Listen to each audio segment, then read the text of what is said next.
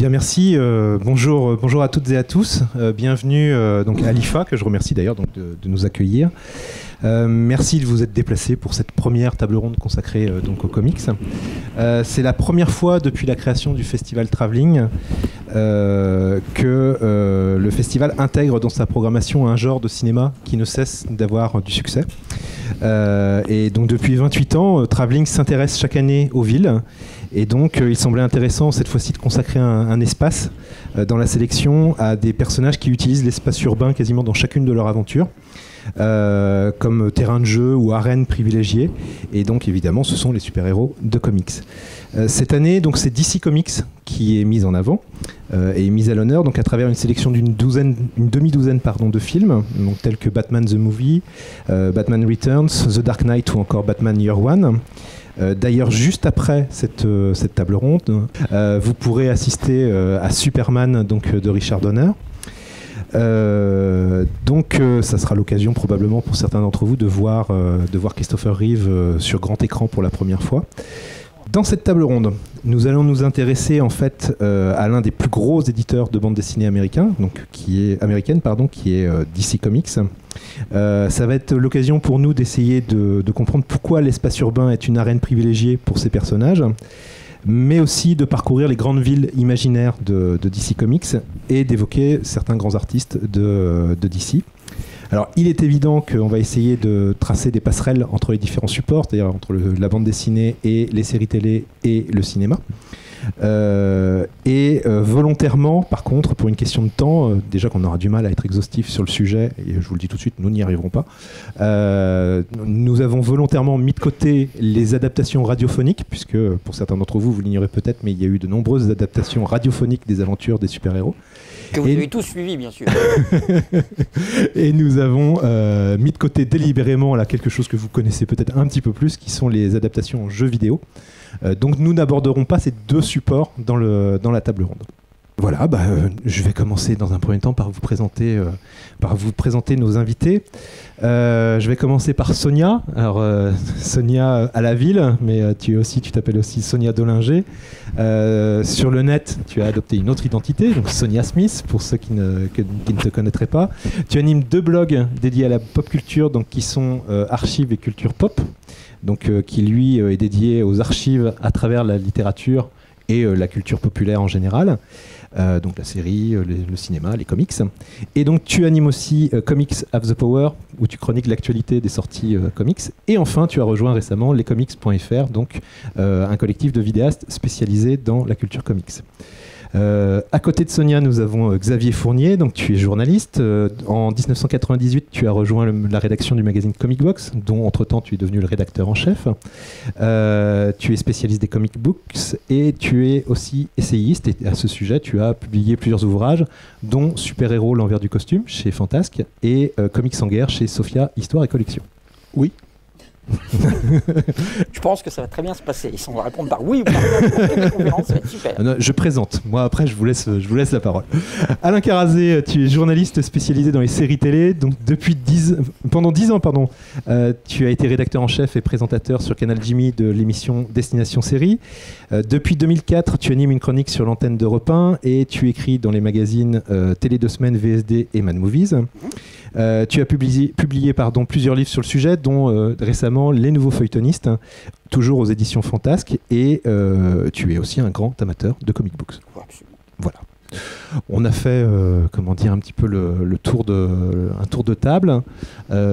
Très rapidement, je vais me permettre de me présenter. Donc, comme je vous l'ai dit, je m'appelle Stéphane Le Troedec. Je suis responsable de la rubrique comics sur un site qui s'appelle Le Salon Littéraire. Et je suis aussi traducteur pour la société MACMA de titres DC Comics, Marvel Comics ou Valiant. Cette table ronde. Avant de démarrer cette table ronde, moi je vais poser une question à nos invités pour les connaître un petit peu plus et pour que vous les connaissiez un petit peu plus.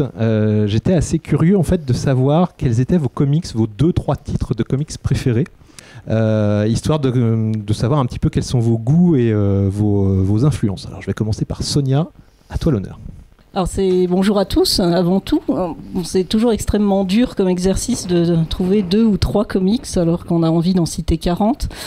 Ceux qui me connaissent très bien sauront que ma saga ultime, c'est la saga du Phénix Noir chez Marvel. Voilà, donc chez les X-Men, je pense que j'en rabats assez les oreilles à tout le monde comme ça. Je rajouterais le Daredevil de Miller pour moi, et puis tellement d'autres que c'est quand même difficile. Alors dernièrement j'ai lu Planetary que je n'avais jamais lu et que je placerai parmi mon top 3 du moment. Enfin c'est toujours amené à varier selon ce que tu lis, ce que tu redécouvres. Donc voilà, pour l'instant, Saga du Phénix Noir, Daredevil de Miller et Planetary à l'heure où je te parle. Xavier ? Oui.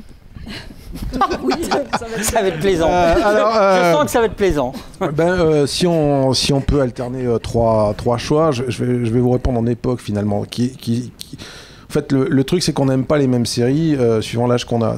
Vous n'avez pas le même rapport avec Peter Parker quand vous avez 2 ans de moins que lui. C'est vachement plus facile de vous croire Peter Parker quand vous vous projetez comme ça que quand vous avez l'âge d'être son grand-père.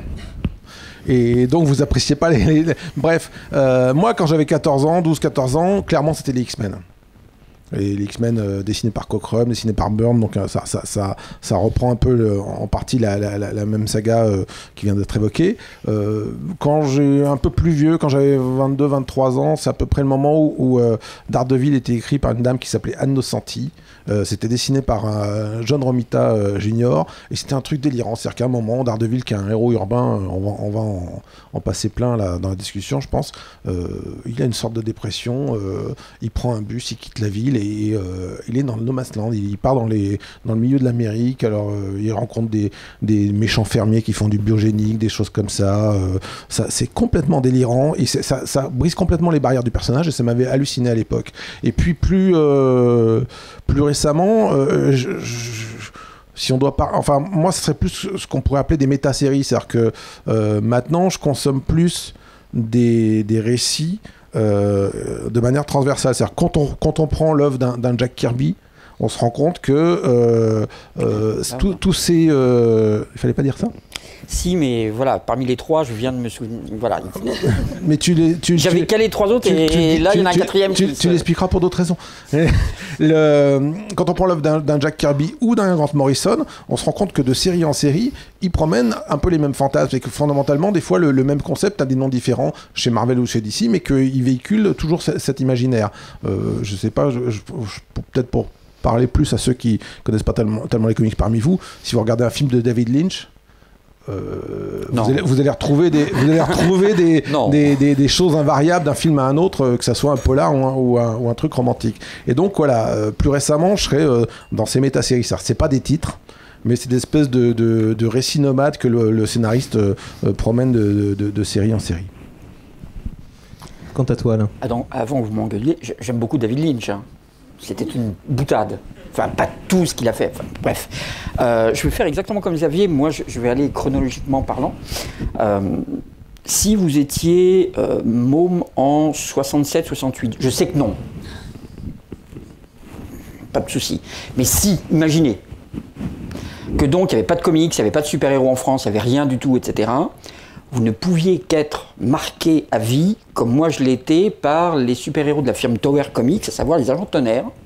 C'était Dynamo, Nomad, Mentor, Éclair, c'était Wallace Wood qui était à la tête de ça. J'ai pu partager ma passion dans le cadre d'un article de 2 pages dans la revue de Monsieur. C'est ça l'hommage dont je parlais tout à l'heure. Pour moi, ça m'a marqué, parce que c'était la première fois que je voyais en comics, c'était en backup dans Le Fantôme et Mandrake, qui étaient des hebdomadaires de l'époque, des super-héros en costume. C'était aussi des agents secrets, etc. Mais peu importe, c'était des super-héros en costume, dont l'un, d'ailleurs, meurt au 7e numéro. C'était la première fois qu'on faisait mourir un super-héros. Donc vous imaginez un peu l'impact que ça a sur quelqu'un qui ignore un peu, qui a vaguement entendu parler que les comics et que les super-héros existaient, l'impact que ça a sur un môme. Voilà où j'en suis maintenant. C'est à cause d'eux, grosso modo. C'est à cause des Agents Tonnerre, c'est à cause de Wallace Wood. Deuxième rang, c'est Crisis. Crisis on Infinite Earth, c'est la saga de DC Comics quand DC a décidé de se réinventer complètement et de changer complètement son univers et d'essayer d'avoir un univers cohérent en mettant un petit peu à la poubelle toutes les terres parallèles qui avaient été créées par les différents éditeurs au fur et à mesure. J'ai trouvé la saga absolument fantastique. Je l'ai lu numéro après numéro, mois après mois. J'ai trouvé que c'était couillu, super intéressant.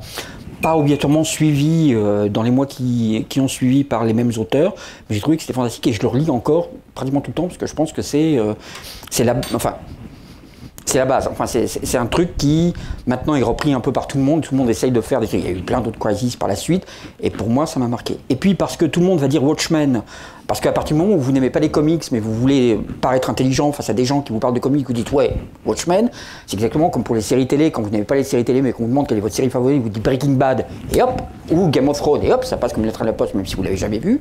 Donc je vais pas vous dire Watchmen, je vais vous dire les New Gods parce que tu as parlé de Kirby. Parce que pour moi, Jack Kirby, c'est quelqu'un qui a nourri mon enfance, mais qui nourrit encore. Je lis encore de Jack Kirby, mais quasiment tout le temps. Et la saga New Gods qu'il a fait chez DC, à savoir le Fourth World, pour être très clair, Mr. Miracle, Jimmy Olsen, que j'ai mis du temps à découvrir parce que c'était pas édité en France.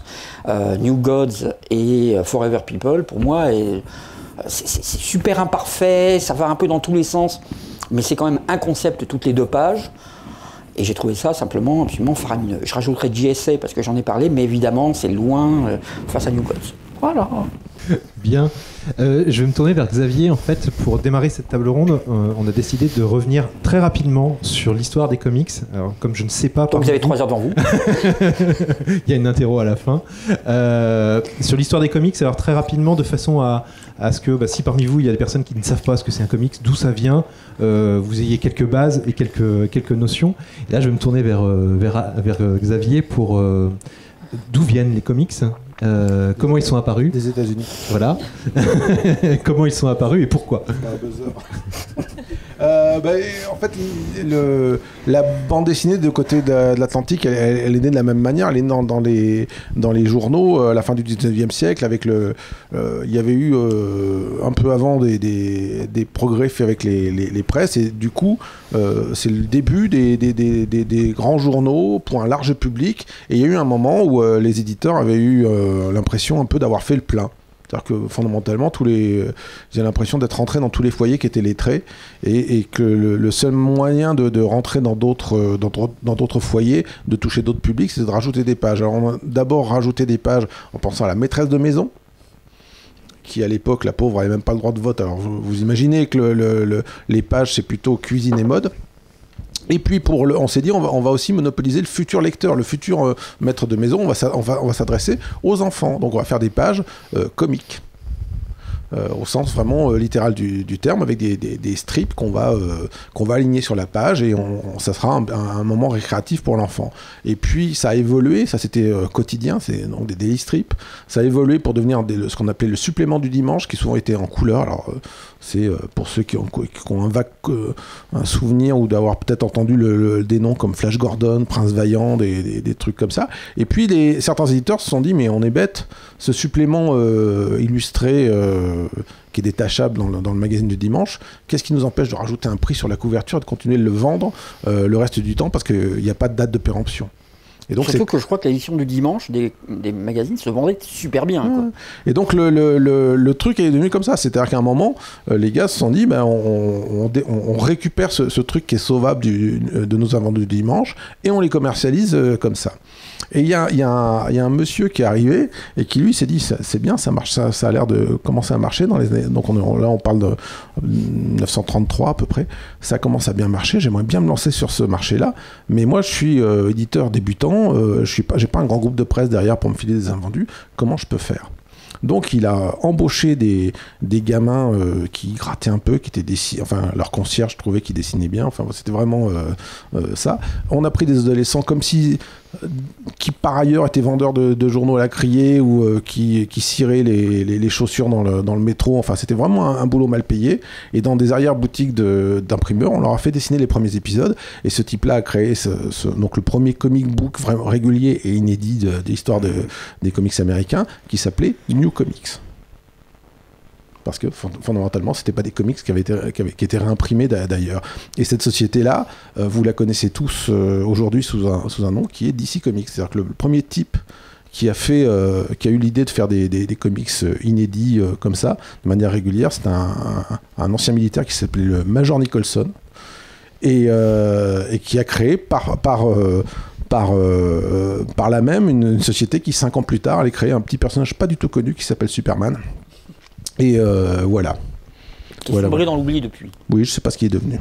Alors, au contraire, il est loin d'être tombé dans l'oubli parce que, en fait, très rapidement, d'autres médias vont s'intéresser à cette nouvelle vague pour l'époque et vont commencer à essayer de l'adapter sur d'autres supports. J'ai parlé tout à l'heure des émissions radiophoniques, mais il y a très rapidement notamment les serials qui s'intéressent aux personnages de super-héros. Alain. On est dans les années 40 et là encore, pour séduire l'enfant, pour séduire le jeune adolescent, le petit adolescent, l'enfant, etc., au cinéma, il n'y avait pas la télévision bien évidemment, et au cinéma, il y avait peu de choses pour lui, hormis les dessins animés qui étaient en pré-programme des longs métrages. Mais ça, on n'allait pas faire venir le môme uniquement pour voir un dessin animé et lui dire de sortir après parce qu'il y avait un mélodrame qui était diffusé après.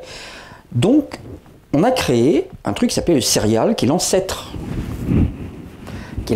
de la série télé, mais la série télé est un composite de plein de choses, le serial, le feuilleton radiophonique, le feuilleton roman, le roman feuilleton, etc., etc., enfin bref. Et le serial au cinéma, c'était un nouvel épisode le samedi matin. À savoir que le samedi, une fois qu'il avait pris son petit déjeuner et qu'il avait pris sa douche, on envoyait le môme au cinéma du coin pour voir le chapitre 7 des aventures de Dick Tracy, de Louis Bras de Fer, de Mandrake, ou de Superman, ou de Batman, ou de ceci. Tout simplement parce que c'était les personnages favoris qu'il lisait dans les comics qui lui étaient destinés, ou dans les strips des journaux quotidiens, et que c'était le meilleur moyen de l'attirer dans une salle de cinéma. Et c'était ni plus ni moins qu'un long métrage de série B, découpé en chapitres, dans lesquels, grosso modo, ça dure à chaque fois 12 minutes. Il se passait pas grand-chose de la minute 3 à la minute 10, mais vraiment pas grand-chose. J'arrive, je pose ma veste, je discute, je reprends ma veste, je repars. C'est un peu ça, parce qu'il n'y avait pas beaucoup de budget. Mais par contre, dans les 2 dernières minutes, il y avait une poursuite monstrueuse, mais hallucinante, avec des coups de pétard dans tous les sens, des mecs sur des chevaux, des machins, etc. À la fin, il y avait le héros qui, et écoutez bien, tombait par-dessus une falaise, et là, il y avait le logo qui apparaissait.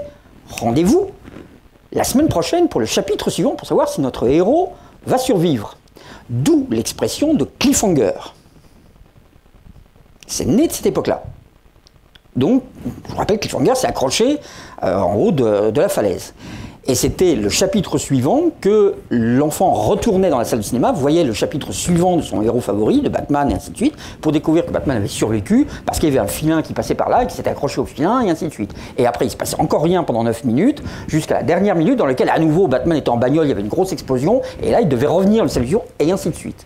Et il avait une carte de fidélité qu'il cochait, ce qui lui donnait le droit d'aller voir le dernier épisode gratos. Je déconne pas.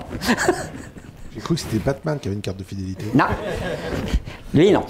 Donc l'idée, c'était de reprendre des personnages iconiques qui plaisaient aux enfants, les adapter pour les faire venir dans les salles de cinéma le samedi matin. Tous les personnages de bande dessinée, de romans, les Zorro, les machins comme ça ont eu droit à leur serial. C'est évidemment sombré un peu dans l'oubli, mais c'était quand même les premières adaptations qui étaient souvent, comme vous allez le voir, extrêmement éloignées des personnages originaux. Non seulement pour des questions de budget, mais en plus parce que de toute façon, les gens n'en avaient rien à foutre. Le môme allait voir son personnage, mais avant tout, c'était souvent des histoires de gangsters, parce que c'était le plus facile à représenter. Et le serial a nourri pendant des années toute une génération d'enfants qui non seulement lisaient les aventures de leurs héros favoris en comics ou dans les daily strips, mais en plus les voyaient en se déplaçant dans leur salle de cinéma le samedi matin. D'ailleurs, cette idée de cliffhanger à la fin d'un épisode de serial est reprise dans la série télé de Batman. On retrouve cet état d'esprit, c'est-à-dire chaque fin d'épisode de la série est un cliffhanger. Tout à fait. Ouais, je vous propose de regarder en fait un extrait, enfin une bande-annonce justement d'un serial de 1943 pour vous montrer, pour illustrer un petit peu ce que disait Alain.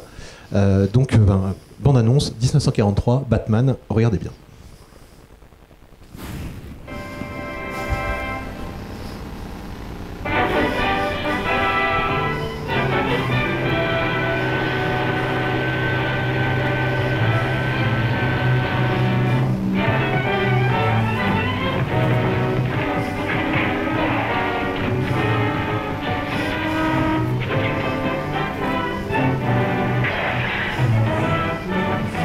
c'est facile. On vous avait prévenu, hein.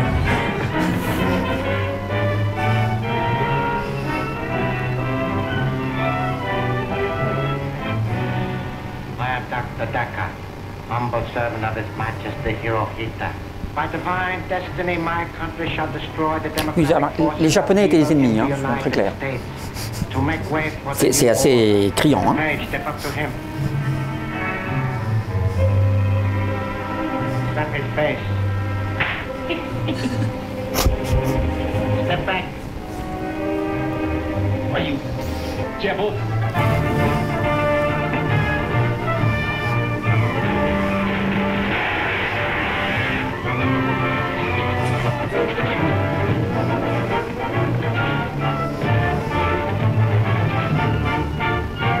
Ah, vous voyez?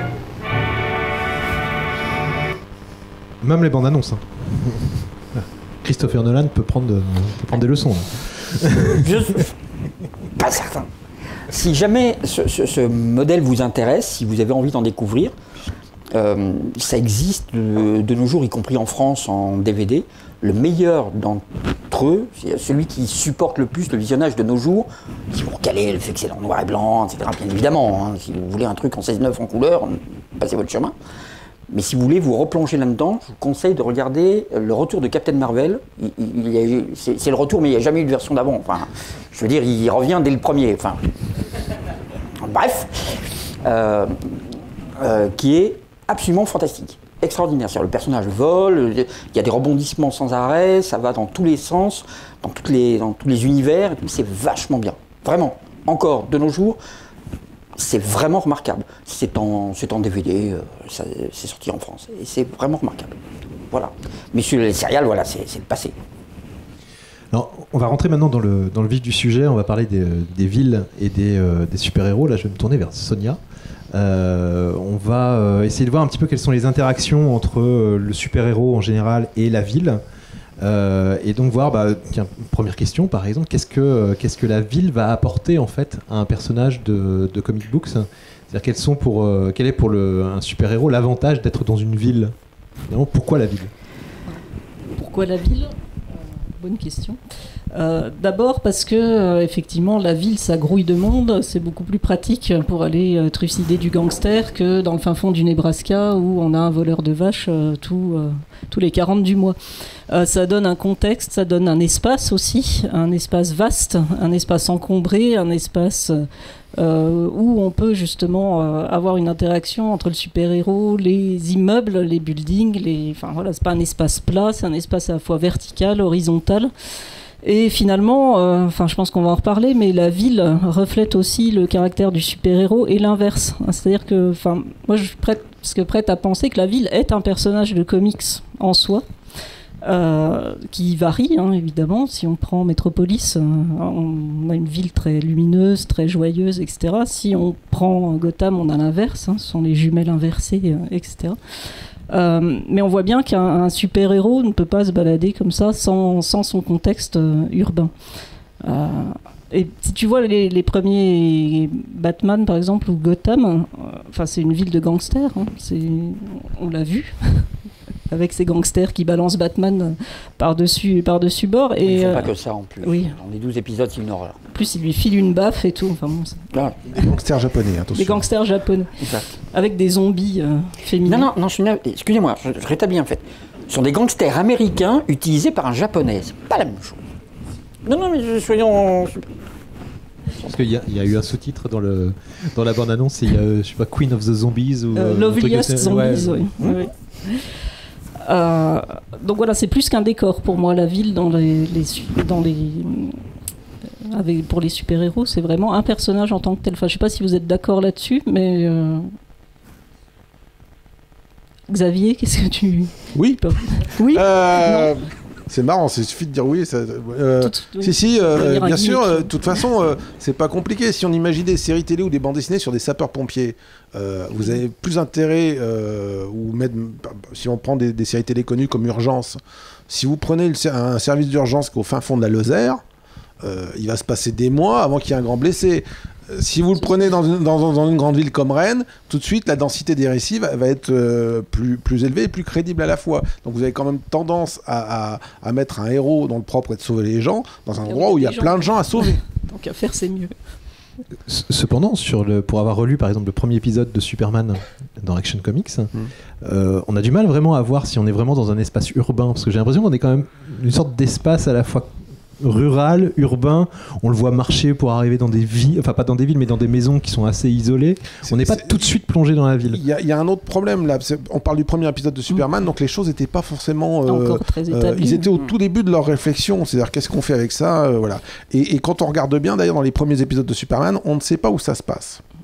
C'est-à-dire qu'il n'y a aucune mention de métropolis. Je crois que ça met, on met un an de l'équivalent de la bande dessinée avant que quelque part ce mot soit lâché. Et sinon, c'est une ville avec des immeubles. Ma foi, il y a un grand journal, c'est tout ce qu'on sait. On comprend qu'on est dans une grande ville. On reconnaît des adresses et des bâtiments de Cleveland. Donc visiblement, le dessinateur s'était inspiré puisqu'il y résidait. Mais il n'y a pas vraiment d'endroit. C'est-à-dire qu'on ne sait pas où ça se passe. C'est une création empirique. Métropolis. C'est-à-dire que, ma foi, il y a un moment où finalement on s'était jamais posé la question de savoir où ça se passait. Peut-être aussi parce que Superman avait été pensé au début pour être publié dans la presse quotidienne et non pas dans un comic book, et que les auteurs avaient tout intérêt, puisque ça allait être reproduit dans des journaux à travers les États-Unis, à ne pas citer l'endroit, puisque du coup ça permetait de dire ça se passe chez vous. Et puis de ne pas se fâcher aussi. Oui, alors oui, c'est notre logique, c'est que au début du XXe siècle, tous les nouveaux loisirs, c'est-à-dire le cinéma, les dessins animés, les bandes dessinées étaient beaucoup surveillés. C'est un peu les mêmes réactions qu'aujourd'hui on voit pour les jeux vidéo, avec d'ailleurs des éléments de langage très semblables. Et en particulier par des gens comme le FBI. Edgar Hoover le directeur de l'époque était très soucieux de savoir quel portrait on faisait des forces de l'ordre. Il y avait aussi des villes entières où, à l'époque, le conseil municipal avait très facilement prendre la décision d'interdire un film ou un illustré dans le périmètre de la ville. Et donc, à partir du moment où vous faites le portrait de ville, alors Métropolis, ça va encore, c'est une jolie ville bien propre. En tout cas, dans la version classique. Les tout premiers épisodes, il y a des choses à changer, mais bon. Mais enfin, Gotham... Si vous mettez New York à la place de Gotham, quand vous voyez les psychopathes qui rôdent à Gotham, personne n'a envie d'y habiter. Vous n'avez pas envie d'y aller. Voilà, faut mieux l'avoir en photo qu'habiter dans la ville. Et surtout, donc imaginez qu'au lieu d'appeler la ville Gotham, vous l'appelez Los Angeles et vous l'appelez San Francisco ou vous l'appelez New York. Et ben vous avez un problème à l'époque avec forcément un élu ou un chef de la police qui a ouvert sa gueule en disant mais c'est pas possible, chez nous il n'y aurait pas de criminalité comme ça. Donc oublier de mettre un nom à la ville ou mettre un nom fantaisiste, ça permet de ne pas se brouiller avec les pouvoirs publics. Exactement. Et par contre, parfois dans les comics, alors un petit peu plus tard, je pense notamment à le premier comics qui me vient en tête par rapport à ça, c'est The Dark Knight Returns de Miller. Parfois, on va prendre énormément soin de décrire la ville, de la rendre très très crédible, sans forcément qu'elle ressemble d'ailleurs à une ville particulièrement connue. Mais le fait de décrire la ville va permettre d'implanter encore plus le super-héros et de crédibiliser encore plus la présence du super-héros. On lui donne même une histoire, carrément, puisque c'est Alan Moore qui a décrit en détail l'histoire de Gotham avec la création de la ville au XVIIe siècle, etc. Donc on prend soin non seulement effectivement de lui donner un espace avec des références spatiales dont on va parler, je pense, tout à l'heure, avec des endroits de référence, mais aussi une histoire, carrément. C'est-à-dire que vous déplacez la question. Il y a un moment où vous êtes dans les aventures de Batman, Superman, sans vous poser la question de savoir où ça se passe. Vous en foutez, vous voulez voir au premier degré s'il va justement remonter de la falaise ou des choses comme ça. Et puis, il y a un moment, forcément, au bout de 3-4 épisodes, vous dites, mais ça se passe où ? Réponse à Gotham. Ah bon, ok. Mais c'est où Gotham ? Réponse, ah ben oui, mais alors c'est quoi cette ville ? Ah ben oui, et donc forcément, plus vous avancez, plus les questions sont déplacées, et vous êtes dans une logique cosmogonique, c'est-à-dire que vous êtes obligé d'expliquer comment marche cet univers-là. Et donc il y a des choses comme ça, effectivement. Et c'est empirique. C'est au fur et à mesure que la série vit. Et quand on parle de Batman, on parle d'un personnage qui à un moment était héros de la série Batman, de la série Detective Comics, qui apparaissait en tandem avec Superman dans une autre série qui s'appelait World's Finest Comics et qui faisait des petits extras dans quelques séries. Comme à chaque fois on parle de plusieurs dizaines de pages, vous avez un personnage qui vit 120 pages par mois.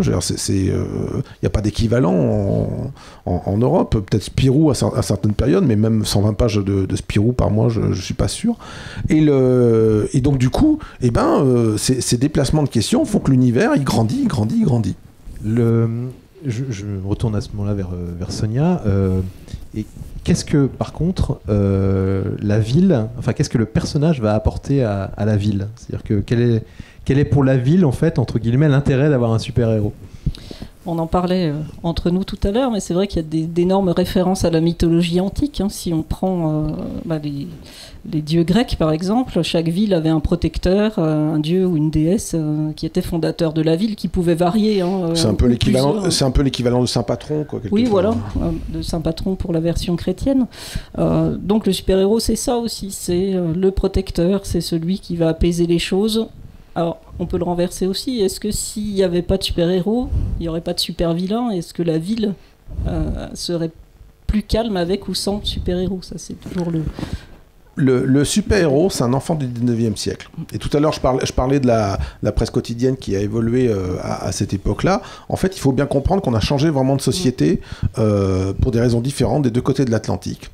D'un côté, vous regardez les États-Unis où tout est à faire, et d'un seul coup, on commence à construire de grandes villes.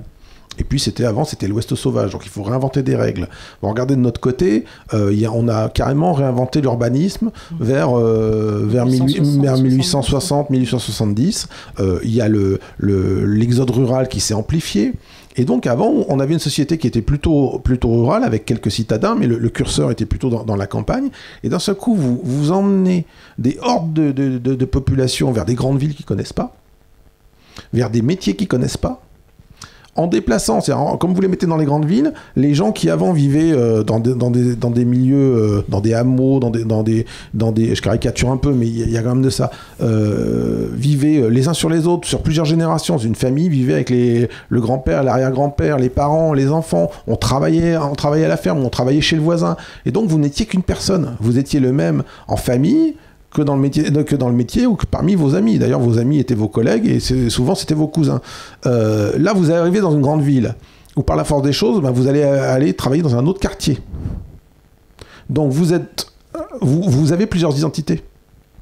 Vous avez votre chez vous, vous avez votre famille et vous avez vos collègues, mais c'est plus la même chose. Et vous vous retrouvez dans des grandes villes dont vous n'avez pas les codes, dont l'urbanisme a été réinventé. C'est-à-dire que même si vous étiez par exemple parisien, d'un seul coup, on a défoncé des artères, on a réinventé des trucs, et vous n'avez plus les codes de ce truc-là.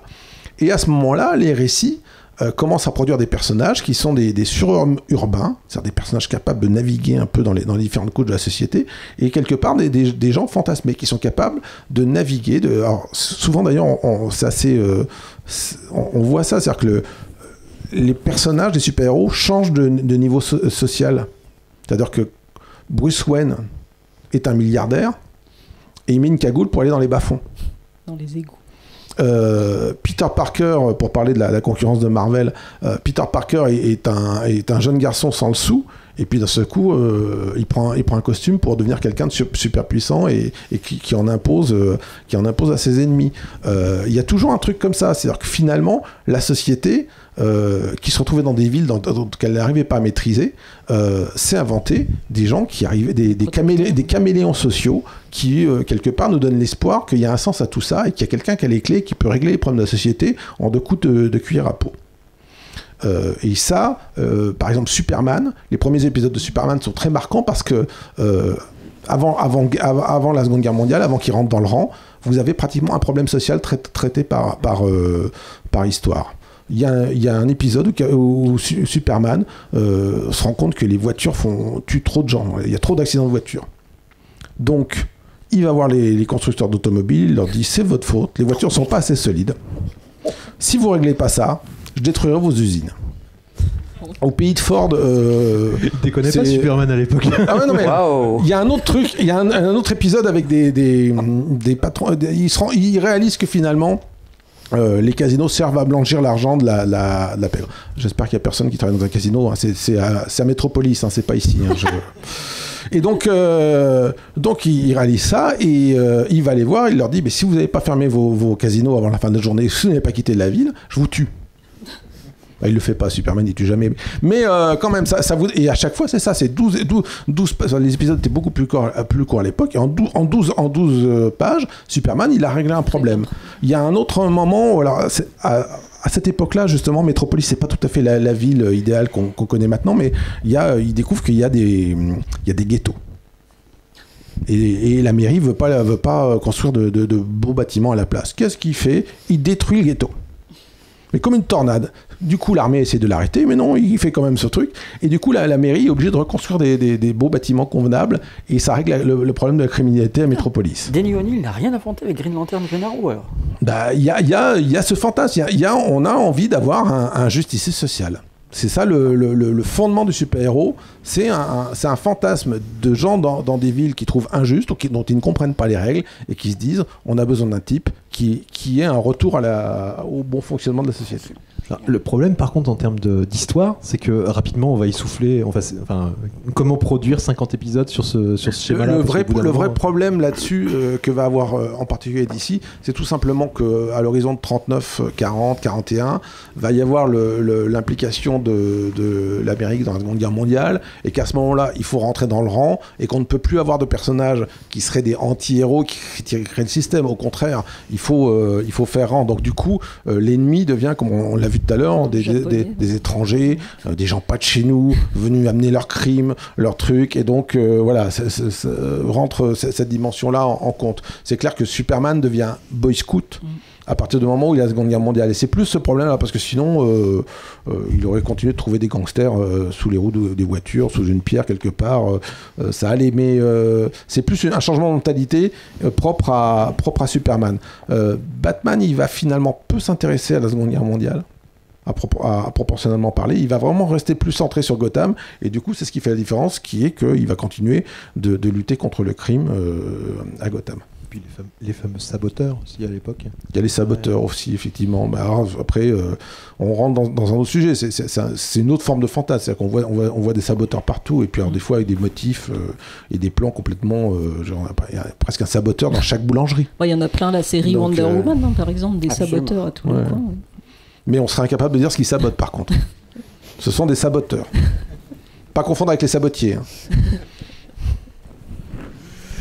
Enfin, le super-héros à la ville va aussi apporter une certaine, un certain modèle à suivre, non? C'est-à-dire que le fait d'avoir dans sa ville un super-héros, est-ce que c'est pas une façon, quelque part, de montrer aux citoyens un bon comportement, un certain idéal? C'est pas tellement le propos dans les premières années, parce que au début, on parle de bandes dessinées qui sont vendues à 10 ou 15 centimes. Moi, alors, attention, je fais un peu de pub. Hein. Je vais dire le nom d'une marque. Mais je compare toujours ça à Carambar. C'est le même pouvoir d'achat que Carambar. C'est-à-dire que le gamin à l'époque, il s'achète avec 20 centimes une BD qu'il va friper, lire et relire, et voilà. Et clairement, on s'adresse à un public qui a 4 ou 6 ans. Donc on est en dessous même de l'âge où on veut inculquer des morales, ou c'est plutôt les auteurs qui s'autocensurent ou se poussent à raconter des trucs comme ça. Il n'y a pas vraiment de pression. Tenez peut-être bonne conscience, ou oui, mais il n'y a pas vraiment de programme. Ce qu'on raconte, c'est pas ridicule, parce qu'il y a une morale derrière, parce qu'il y a un civisme. Mais il n'y a pas de pression. Il n'y a pas de pression pour être éducatif. Par contre, ça va changer après la Seconde Guerre mondiale, où là va arriver une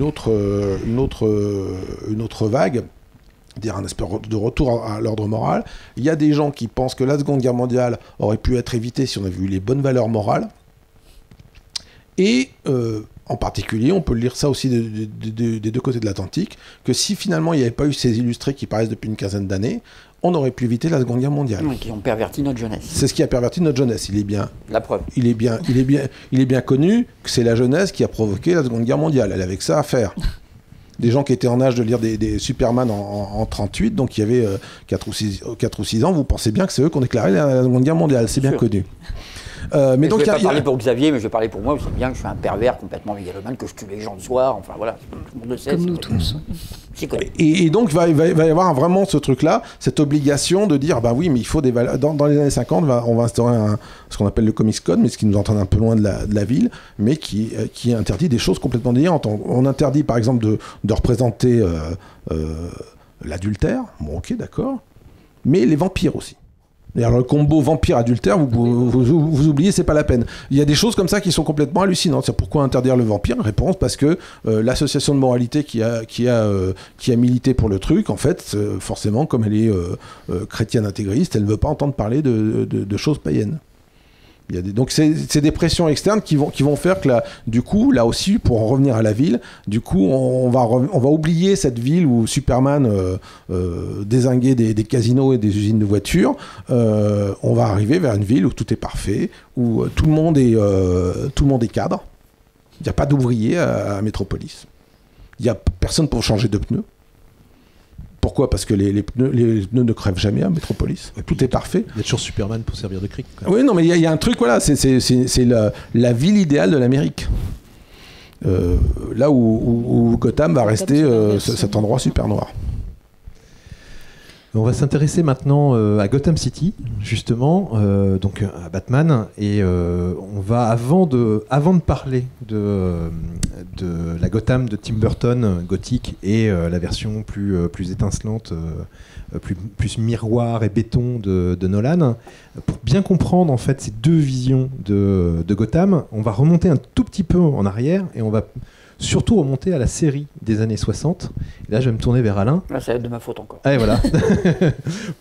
pour nous donner quelques clés de lecture sur justement le Batman de Burton, qui se repose, d'après ce que tu m'as expliqué, énormément sur cette série à succès qu'est la série Batman des années 60. Pour comprendre le Batman cinématographique et en quoi le Batman de Burton a cartonné, en quoi c'est ce qu'il est, en quoi cette adaptation existe, il faut se plonger dans un monde qu'on ne connaît pas en France parce qu'on ne l'a pas eu, ou en tout cas ça n'a pas eu le même impact et on ne l'a pas eu à la même époque. C'est le phénomène qui a été Batman dans la société américaine et entre autres dans les années 60-66, qui est devenu un phénomène de pop culture. Hier il y a eu la diffusion du film Batman, mais on est en plein dedans. Comme Xavier l'a très bien dit, les comics étaient destinés aux enfants. Principalement. Il n'y avait pas encore de comic shop, il n'y avait pas encore d'adultes qui s'intéressaient à ça. C'était vraiment aux enfants. Et le Batman de cette époque-là, et Xavier, je parle sous ta direction, était un personnage qui était entouré du Bat-Chien, de la Batwoman, qui luttait contre des extraterrestres aux yeux globuleux avec des multitentacules. Hein? Le Bat-Copter, le Bat-Patinette... On est d'accord. Le costume zèbre. Donc on est très loin d'un réalisme. On est dans de la bande dessinée pour enfants. J'ai pas dit infantile, pour enfants. À partir du moment où vous adaptez cela, soit vous faites des dessins animés destinés aux enfants et diffusés à la télévision américaine le matin, le samedi matin, soit vous faites des dessins animés pour le cinéma comme l'ont fait les frères Fleischer pour Superman par exemple, soit vous faites des serials au cinéma destinés aux enfants comme je vous l'ai expliqué tout à l'heure. Mais si vous voulez faire une série télé destinée au grand public et pas uniquement aux enfants, là vous avez un souci, qui est de rendre crédible et intéressant un personnage et un univers, Gotham City, Batman, etc., uniquement destiné aux enfants.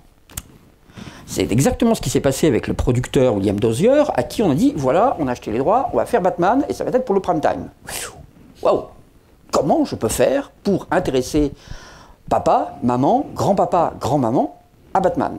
Parce qu'ils en ont rien à faire, c'est un truc pour mômes. Voire même c'est un truc qu'ils ne regarderont jamais, parce que ça les dévalorise.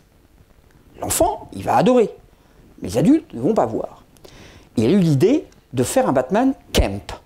À savoir de faire un Batman, non pas parodique, mais simplement dans lequel le ridicule est tellement poussé que ça en devient, pour l'adulte, écoutez bien, pour l'adulte, ridicule. Ça en devient drôle et amusant pour l'adulte. Il a fait donc un Batman pour la télévision américaine et donc après pour le cinéma, en jouant sur les deux tableaux. Pour l'enfant, le Batman est un personnage dans lequel il y a des gadgets, dans lequel il y a la Batmobile, la Batcave, dans lequel il y a les méchants, dans lequel il y a tout ça, etc. Donc tous les artifices de la série d'action et d'aventure qui va plaire à l'enfant. Mais l'adulte, lui, va adorer cette série-là parce qu'on lui fait en permanence des clins d'œil en lui disant, sans bande-son humoristique, sans gros gags et sans rire enregistré, hein, vous ne croyez pas, hein, c'est ridicule ce qu'on fait, vous êtes d'accord? Et c'est exactement ce qu'il a fait avec ce Batman-là. Il a joué sur les deux tableaux. Il a fait un truc ridicule pour les adultes. En plus, ça tombait dans une période 66-67 dans laquelle la mode était au pop art. Donc, il a décidé de faire une série extrêmement colorée, extrêmement bariolée, avec des angles cassés qui étaient liés au réalisateur Robert Butler, pour coller le plus possible aux comics. Le Batman de 66 colle très très bien aux comics de l'époque. C'était vraiment ça. Sauf qu'il l'a transféré à un niveau plus adulte. Et c'est là où vous allez voir le rapport avec Tim Burton et avec son premier Batman, dans lequel Jack Nicholson est la vedette de Joker. Il a décidé de faire une série dans laquelle Batman et Robin étaient des emmerdeurs. C'est pas moi qui le dis, c'est le producteur. A bore. Et dans laquelle les vraies vedettes sont les méchants. Le Joker, le Riddler, la femme chat, etc. À tel point, de toute façon, que c'était des grandes stars d'Hollywood qui tenaient les rôles comme César Romero, Burgess Meredith, etc. dans le Batman de 66, et que c'était deux acteurs complètement inconnus, dont l'un n'était même pas acteur d'ailleurs, qui tenaient les rôles principaux de Batman et Robin. Donc dans la série de 66, les deux acteurs principaux n'étaient pas connus, et par contre ceux qui étaient connus, et à cause du succès de la série, ceux qui voulaient rentrer dans la série, c'était les méchants, parce qu'ils cabotinaient comme des malades, parce que c'était les meilleurs rôles possibles, parce que c'était des gens comme Eartha Kitt et Otto Preminger qui voulaient absolument tenir ces rôles-là au fur et à mesure des épisodes. Donc c'était un pari. Et ce pari a été pas simplement gagné, ça a été un phénomène. On n'en a absolument pas eu la vision en France. On est passé complètement à côté de ça. Simplement parce que ça n'a jamais été diffusé. Dis-lui que ça a diffusé un épisode, c'est tout. Ça n'a jamais été diffusé en France, sauf des années plus tard, c'est Canal+ qui l'a fait. Mais c'est trop tard. C'est devenu ringard, il y avait déjà eu tous les films, etc. Et le Batman de 66 à la télévision américaine, ça a démarré en janvier 66. Personne n'y croyait, y compris la chaîne de télévision n'y croyait pas. C'était un truc destiné un peu aux adultes pour les faire rire. Il y avait 2 épisodes par semaine, chaque épisode se terminait par un cliffhanger qui donnait lieu au rendez-vous 2 jours plus tard pour voir la suite du Batman qui tombait aussi de sa falaise ou qui tombait de la maison exactement comme le serial. Donc il y avait vraiment des clins d'œil poussés jusqu'au maximum là-dessus, sauf que c'était en couleur, c'était rigolo et ainsi de suite. Et ça n'a pas cartonné. Ça a été un phénomène. En 2 mois, c'est retrouvé en couverture de Life Magazine. Ça a été un phénomène. Littéralement. L'Amérique ne voyait plus que par Batman. Tout le monde. Ça faisait des pourcentages d'audience de 60% de part de marché. 60% de part de marché. Ça veut dire que 60% des téléspectateurs le soir regardaient Batman. Donc, évidemment, ça a eu une influence sur le comics, qui s'est aussi devenu un petit peu parodique au bout d'un moment. Ça a eu une influence en plus dans les deux sens, parce que pour remplir, il n'y avait pas assez de méchants pour remplir la série télé. Donc, ils ont été obligés de puiser dans des méchants qui ont été pratiquement oubliés. Et on ne sait pas toujours, même quand on est lecteur de comics, on a l'impression que certains personnages ont toujours été là. Mais entre 1940 et 1966, Catwoman, dans les aventures de Batman, elle est apparue une 12aine de fois. C'était pas non plus, c'était pas le Joker. Des personnages comme l'épouvantail Scarecrow que vous avez revu dans les films de Nolan, il était apparu 2 ou 3 fois en tout. Le Riddler, donc le Sphinx, voilà, il était apparu 2 fois. Il était apparu en 48. Il n'était pas réapparu depuis. Alors que dans le premier épisode de la version de 66 de la série télé 66, le vrai héros, c'est le Sphinx. Ça s'appelait Frank Gorshin, qui était un comédien, un comique.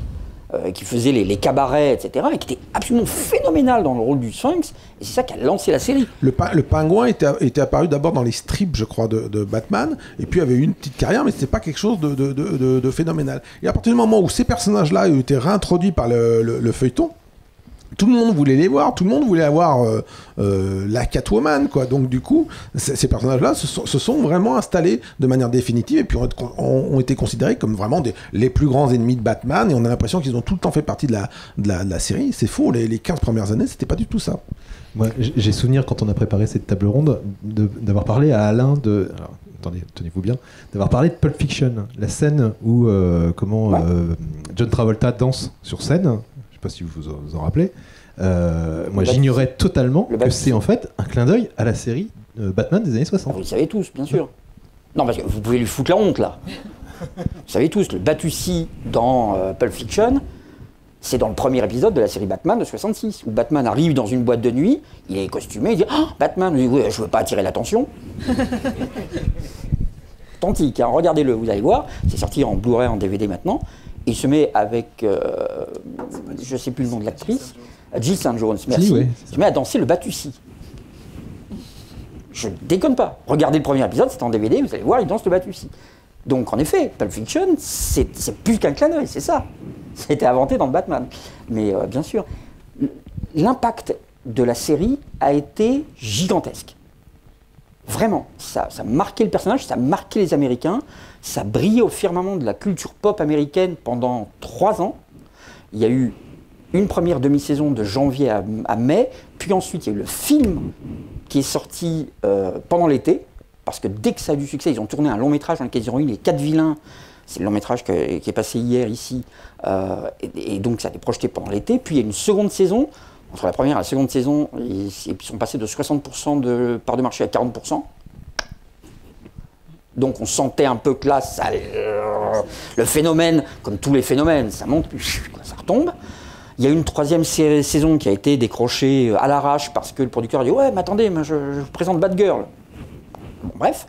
Et puis ça s'est terminé. Et puis le phénomène est retombé. Mais pour l'inconscient américain et international, sauf en France, Batman, c'est exactement comme pour Star Trek, on n'a jamais connu. Bref, Batman, c'est Adam West, et c'est avant tout un truc drôle, c'est avant tout un truc parodique dans lequel le méchant est le héros. Donc quand Tim Burton a fait son premier Batman, il a fait un Batman certes beaucoup plus inspiré, à sa sauce à lui, beaucoup plus sombre, mais il a repris un peu ce qui était iconique pour le public américain, à savoir, le Batman est un personnage sans grand intérêt. Le vrai héros du premier Batman, c'est Jack Nicholson. C'est pas pour rien. Ouais, il mange le temps d'écran, hein, Jack Nicholson, dans le premier, c'est hallucinant. Enfin, j'ai eu l'occasion de le revoir lors de la préparation de la table ronde, mais le temps de présence de Jack Nicholson dans le Batman de Burton, c'est incroyable, quoi. C'est-à-dire que c'est vraiment le personnage principal. Un peu plus tard, Joel Schumacher va essayer de pousser un petit peu plus loin les bases de la série télé, en essayant d'injecter un peu plus de couleur dans les films. Justement, en faisant le rapprochement avec la série télé, et dans tous les films, que ce soit Joel Schumacher et tout, c'est à chaque fois, au niveau marketing, c'est à chaque fois le vilain, et surtout l'acteur qui interprète le vilain, qui est en tête de gondole. C'est Arnold Schwarzenegger, c'est ce que vous voulez. C'est vraiment eux qui sont en tête de gondole. Celui qui joue le rôle de Batman, bon, à la limite. Et d'ailleurs, il est interchangeable. Il est interchangeable. On le change. Bah voilà. On fout un peu, quoi. Jim Carrey, copie entre guillemets, rend hommage à l'interprétation de l'acteur dans la série. Exactement comme la série de 66, le vilain est le héros. Par contre, en effet, la tonalité est différente, ça se veut un tout petit peu plus sérieux, ça se veut un tout petit peu, voilà. Mais on n'en est pas encore du tout à une vision plus adulte des années plus tard que Nolan a adapté, tout simplement parce qu'entre-temps, il y a eu Dark Knight et que le personnage du comics a changé. On n'en est pas du tout à ça. On en est à une vision iconique de Batman générée par la série de 66. Et on est passé complètement à côté de ça en France. Alors, mais complètement. Justement, qu'est-ce que va amener, c'est en 86 il me semble, Dark Knight Returns de Miller, donc un changement radical dans le personnage. On imagine que ça tranche complètement avec ce qui se fait aux États-Unis à cette époque-là, ou avec l'image qu'a le grand public américain. Dark Knight, c'est une repolitisation de Batman. Qui, pour le coup, d'ailleurs, il y a un président. Ça se passe dans le futur, mais c'est le président, président contemporain. C'est-à-dire que c'est Reagan qui est encore président, et on voit un Reagan complètement Reaganien. Traduisez bien con, qui fait n'importe quoi en termes de politique internationale à l'époque, au point que il y a une surenchère entre lui et l'Union soviétique qui existe encore dans ce futur. Et il y a un moment où les Russes envoient un missile et Superman l'intercepte. Et avant que Superman intercepte, on a Reagan qui se met à l'écran, qui dit attendez, vous inquiétez pas, ça va bien se passer. Et le champ de la caméra s'éloigne et on se rend compte que en fait il est à l'intérieur d'un scaphandre anti-radiation qui est dans un bunker. Donc ça va pas si bien se passer que ça. Et vraiment, l'Amérique de Reagan est critiquée. Alors Frank Miller, il a des idées politiques un peu bizarres aussi à d'autres moments, mais en tout cas là-dessus, il critique nettement le truc. Superman est associé à une certaine image de l'Amérique réganienne, et Batman, c'est pour ainsi dire un anarchiste. Et du coup, il y a plein de gens qui, dans l'inconscient collectif, ou dans la culture consciente collective, on était resté à ce Batman-là, c'est-à-dire qu'on a un espèce de phénomène de libération qui fait que beaucoup de gens connaissent Batman sans forcément avoir lu un comic book. C'est encore d'ailleurs beaucoup plus marqué pour Wonder Woman. Je suis sûr que même si parmi vous, il y en a certains qui ne lisent pas de comics, ils connaissent au moins le coup du lasso et du Wonder Twill. Si je vous demande votre super ennemi préféré de Wonder Woman, ça va se compliquer. Et donc là, pour Batman, c'est ça. C'est d'un seul coup, il y a des gens qui étaient collés devant leur téléviseur à la fin des années 60, qui ont bouffé du Batman avec. Il y a quand même un moment où il a le bat effrayeur de requin. Oui, c'est vrai. Mm-hmm. Tout le monde a un effrayeur de requin sur lui.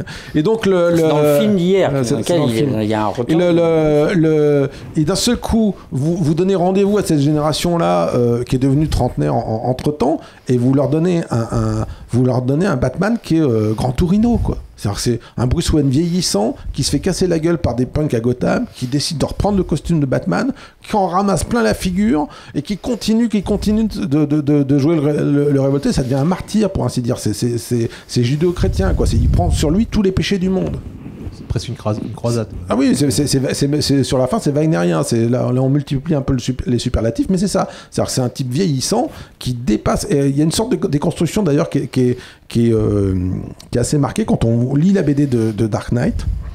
Il commence avec le costume de Batman des années 70, puis en cours de route, sans rien dire, il change de costume, il reprend son costume qui a été celui des années 40.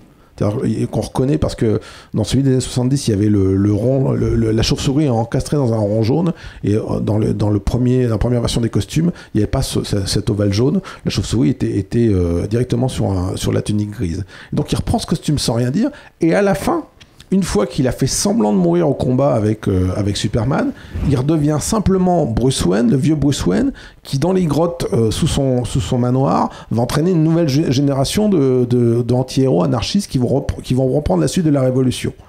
Donc c'est vraiment une déconstruction du personnage pour dire, voilà, on enlève le costume et il reste la rage au milieu. Donc c'est là, pour le coup, il n'y a plus d'effrayeur de requin. Et plus tard, donc évidemment... Quelques années plus tard, Nolan arrive et donc il se trouve dans une situation bien différente de Tim Burton pour adapter. Nolan, il se retrouve dans une position différente de Burton, mais surtout parce qu'il ne succède pas à Burton, il succède à l'autre, au méchant, au type qui a cassé la licence, Schumacher. C'est-à-dire que personne voudrait... À un moment, Warner a arrêté de faire des films Batman parce que ils étaient encore rentables, les deux derniers Schumacher. Mais les projections les gens sortaient tellement dégoûtés du truc que le suivant allait être un four. Donc personne n'a voulu toucher à Batman après ça. Et Nolan, qui est de toute façon un réalisateur qui s'inscrit plutôt dans des ambiances assez lunaires, assez voilà.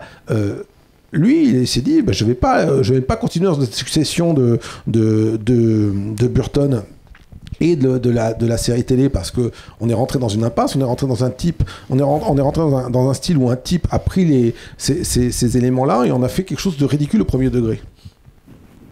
Il y en a peut-être parmi vous que ça a beaucoup fait rire de voir un gros plan sur les fesses de Batman dans les films de Schumacher, mais il y a un moment où le gag il est voilà quoi. Et lui, il s'est dit, on va retourner aux origines du mythe. Ça veut dire, on va parler du personnage et pas des méchants, surtout. C'est-à-dire que si vous avez les films en tête, le premier film de Batman par Nolan, on en parlait tout à l'heure, il met 1h15 avant de devenir Batman. Pendant 1h15, on nous parle du type qui va devenir Batman. On nous montre sa souffrance, on nous montre vraiment une construction de son origine. Et le super vilain de ce premier épisode, qui est l'épouvantail, n'occupe pas autant l'écran. Alors, il y a un autre qui est derrière, qui est le Razagul, qui est un peu plus en retrait, mais clairement, le temps d'écran, il est consacré à Batman. Il y a des origines pulp. Il y a je sais pas à quel moment tu montreras d'ailleurs le truc. Ah bah maintenant, si tu veux. On va peut-être vous montrer un Batman très différent de ce que la plupart d'entre vous connaissent, et je vous expliquerai après.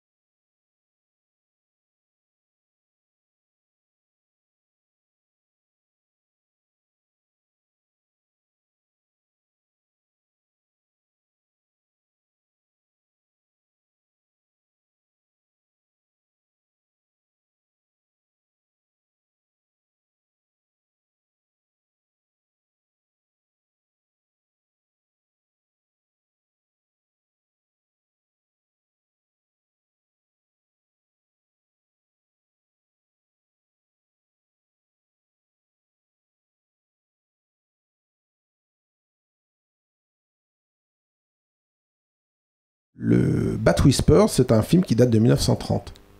Donc 8 ans avant la création de Batman, qui est lui-même déjà un remake. C'est-à-dire pour faire l'histoire, The Bat, à la base, c'est une pièce de théâtre de 1920, une sorte de huis clos où les gens sont assassinés les uns après les autres par une sorte de gangster déguisé en chauve-souris. Comme la pièce de théâtre a très bien marché, on en a fait un film muet en 1926. Comme le film muet a très bien marché, on en a refait un autre film en 1930 qui était déjà un remake. Et puis c'est visiblement une inspiration marquante de Batman. C'est pas la seule, mais vous avez vu qu'il y a quelques petites ressemblances. Et donc, vous pouvez voir qu'il y a déjà tous les codes. Bon, alors ce Batman-là, ce Bat-là, il est de l'autre côté, il est plus proche du Joker. Mais sorti de là, vous avez le rapport avec la ville. Et puis alors une ville qu'il faut déjà sublimer, c'est-à-dire plutôt qu'aller poser les caméras quelque part dans des rues, ils ont été reconstitués des rues entières en carton, de manière à être beaucoup plus fantastique que ça. Vous avez toute la signalétique des gestes, des trucs comme ça. Les personnages de comics et les personnages de serial ont des ancêtres dans ce qu'on appelle les pulps.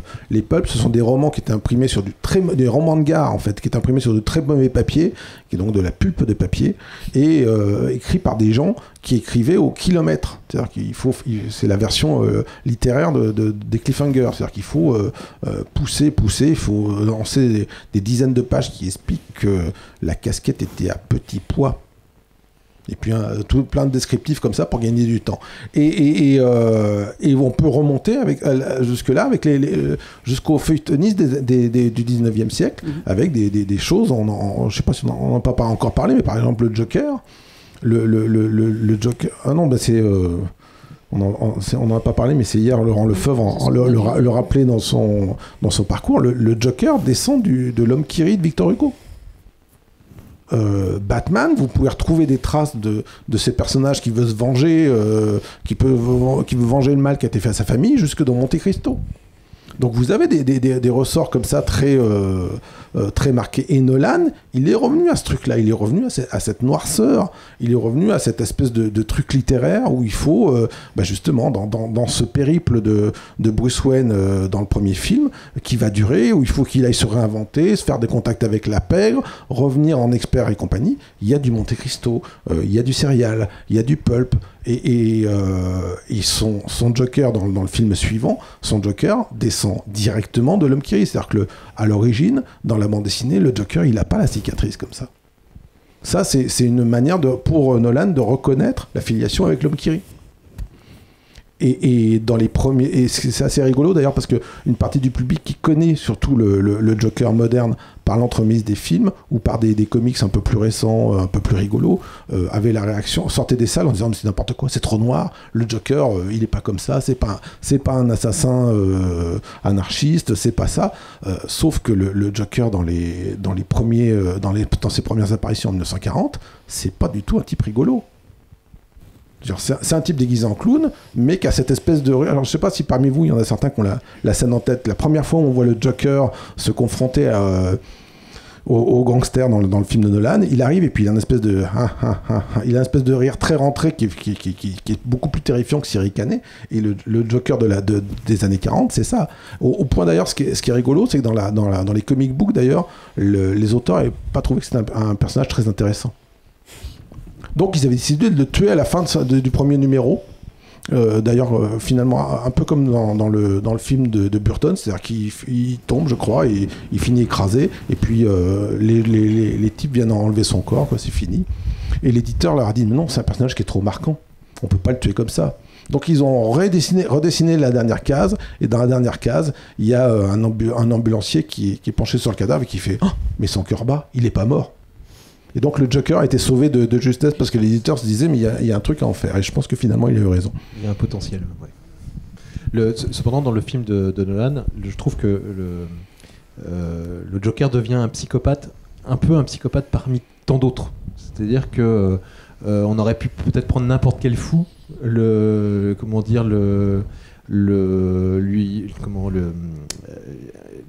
avoir des cicatrices, le grimer. Et tandis qu'il y a une flamboyance dans le Joker de Jack Nicholson. Mais celui de Nolan, il y a une petite nuance qui est que on ne sait pas. C'est-à-dire que finalement, on ne sait pas si ce type-là, c'est pas un multicouche, c'est comme un rocher Suchard. Il y a différentes couches. Et est-ce que c'est pas finalement un type qui fait semblant d'être fou pour mieux manipuler Batman ?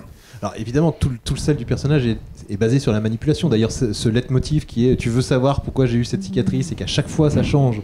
Le Joker Nicholson est finalement beaucoup plus rentre-dedans. Il a le degré de manipulation, c'est oui, bon, j'ai enlevé ta copine et viens, on va se battre. C'est vraiment très... voilà, comme quand il crame les gens autour d'une table. Voilà, on n'est pas dans une manipulation sur la longue durée. Il ne tente pas de manipuler une ville entière, quoi que ce soit. Il n'y a pas d'agenda politique. Aussi une des choses qu'amène Nolan dans son film, la politique, et puis les références évidemment aux attentats sur le sol américain, parce que dans le film Dark Knight, il y a énormément d'images qui rappellent la destruction de la ville de New York. Moi j'ai toujours cette image du Batman sur les cendres et les ruines, Sonia. Oui, comme dans Man of Steel après, finalement, c'est les références du 11 septembre qui sont passées par là. Effectivement, ça commence avec Nolan, mais tu le retrouves dans Man of Steel, puis dans BVS, Batman vs Superman, où... Batman se promène dans les ruines de Metropolis, mais ça aurait pu être New York, effectivement. Mais parce qu'indépendamment de ce qu'on peut penser du 11 septembre pour l'avoir vécu devant nos écrans de télé, sur le plan humain, sur la tragédie que ça a été, en termes d'iconographie, en termes de représentation artistique, c'est là aussi une attaque de la ville au centre de la ville. En plus, New York, c'est pas n'importe quelle ville pour les Américains. C'est-à-dire que vous voyez bien d'ailleurs que le fameux avion qui s'est écrasé, dont les passagers sont arrivés à reprendre les commandes et qui s'est écrasé en race campagne. Oui, il y a eu un film, il n'est pas passé sous silence, mais il n'a pas la même portée. Il n'a pas la même portée symbolique que ces deux tours complètement sciées au milieu de New York. Donc fondamentalement, c'est une résonance dans un genre qui est très marqué par l'ambiance urbaine. Je reviens rapidement sur le manoir de Bruce Wayne et sur la Batcave, parce qu'il y avait quelque chose d'intéressant à remarquer par rapport à la série télé des années 60, sur la représentation notamment de Bruce Wayne et de Batman. Oui, mais c'est un peu dans plein d'éléments. Pour justement crédibiliser les choses, dans la série télé et dans les films qu'on suit, mais dans toutes les représentations, dans toutes les adaptations télévisées, on fait vraiment une séparation très nette des deux univers. Il y a Bruce Wayne qui est dans le Wayne Manor ou qui est dans la ville, mais jamais dans la Batcave. Et il y a Batman qui est toujours dans la Batcave, ou qui est dans la ville de Gotham, en costume, etc., mais jamais dans le manoir Wayne. Jamais, on ne mélange pas les univers. Les deux univers sont très très séparés.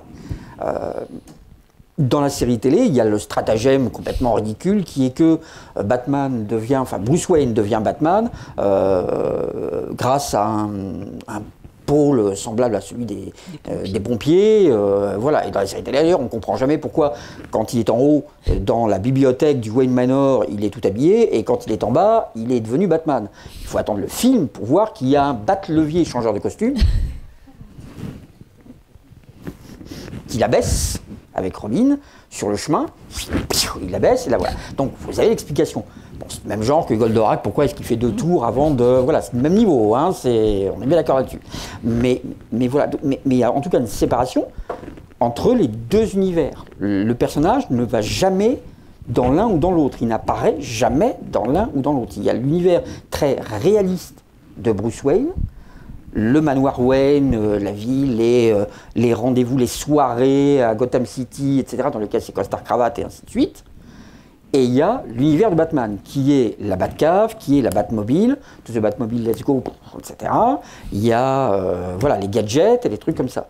Il y a vraiment une séparation des deux qui est très criante pour, là encore je pense, dire auprès du public, voilà, vous avez d'un côté le réalisme, mais attention, suivez-nous, maintenant, c'est autre chose. On va partir dans un autre univers et les deux ne sont pas différents. On est un peu proche de certains univers, autant de comics dans lesquels on crée des villes justement pour bien dire aux gens attention, c'est pas votre univers à vous, c'est un autre univers, hein, pas de panique, c'est pas la réalité, que dans certaines séries où de façon beaucoup plus subtile, on dit voilà, ce qu'on va vous montrer est un peu fou, un peu dingue, mais on prend bien soin de ne pas le mélanger à la vie sociétale habituelle pour justement que ça ne paraisse pas absurde.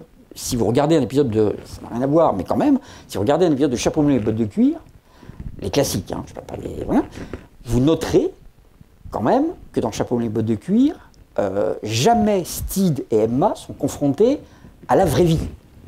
Jamais ils sont confrontés à une quelconque ville. Jamais ils sont dans Londres. Jamais ils sont dans une ville peuplée de gens. On les voit jamais faire les courses. On les voit jamais faire les courses. Ils sont jamais dans des rues. Quand ils sortent de chez eux pour prendre la bagnole, la rue est vide. Quand ils se rendent d'un point A à un point B, c'est par la campagne. C'est pas par hasard.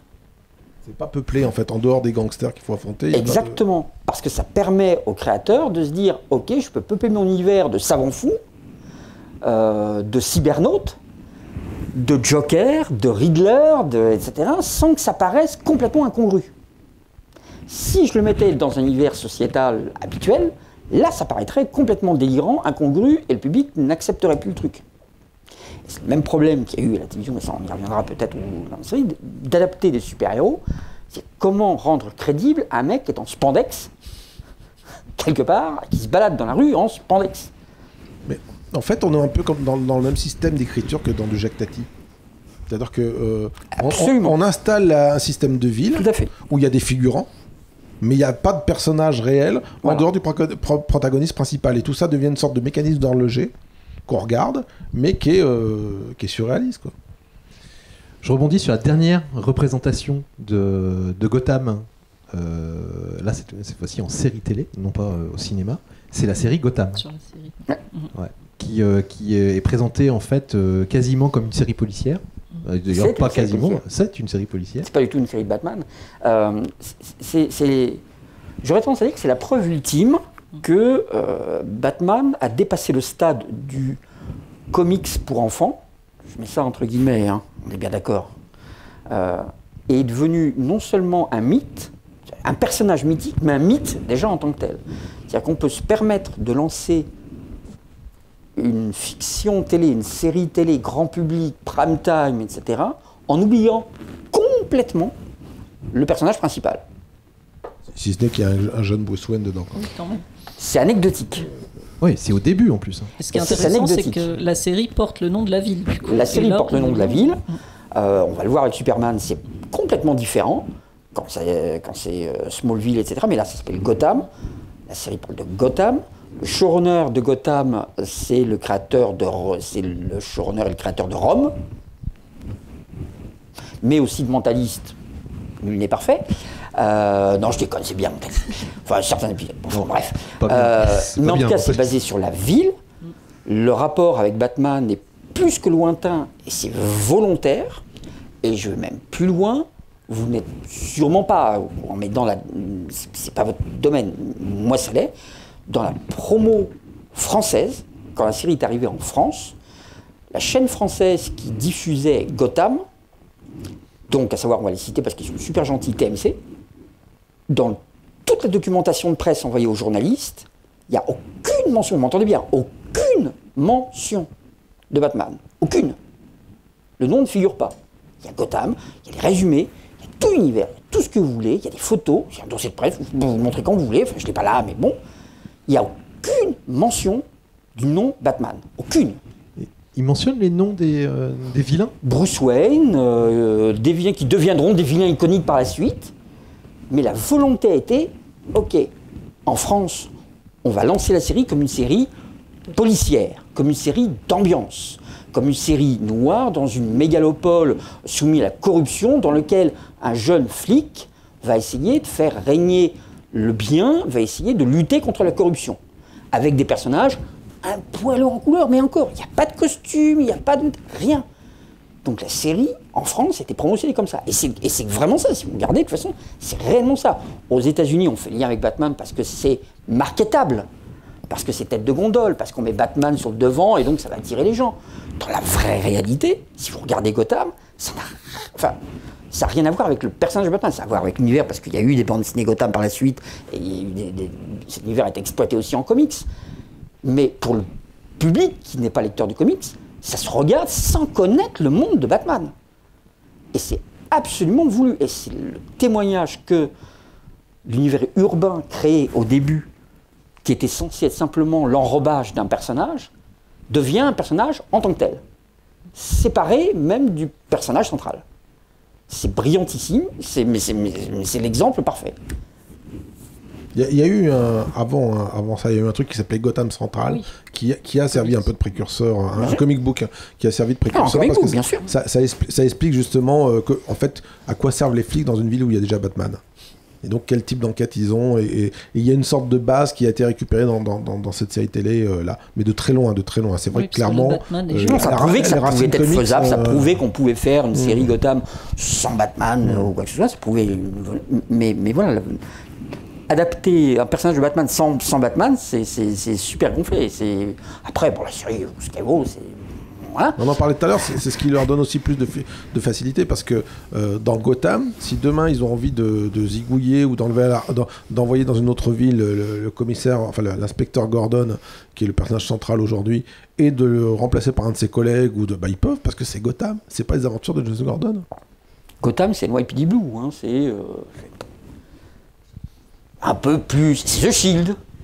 Oui. Si vous voulez une référence un peu plus... Voilà. Mais c'est ça, quoi. Et pourquoi pas?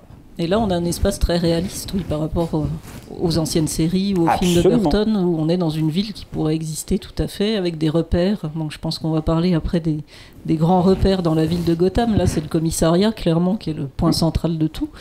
Et avec des déplacements dans la ville, sur les quais, dans les bars glauques, etc. Je le disais tout à l'heure, faut quand même, je ne sais pas si parmi vous, il y en a certains qui suivent un peu la série Gotham, mais c'est quand même le degré, pour moi, c'est le degré zéro de l'enquête policière. C'est-à-dire qu'il y a un type qui est tué à Gotham, on va dans le pub de Fish Money pour avoir des informations. Ok.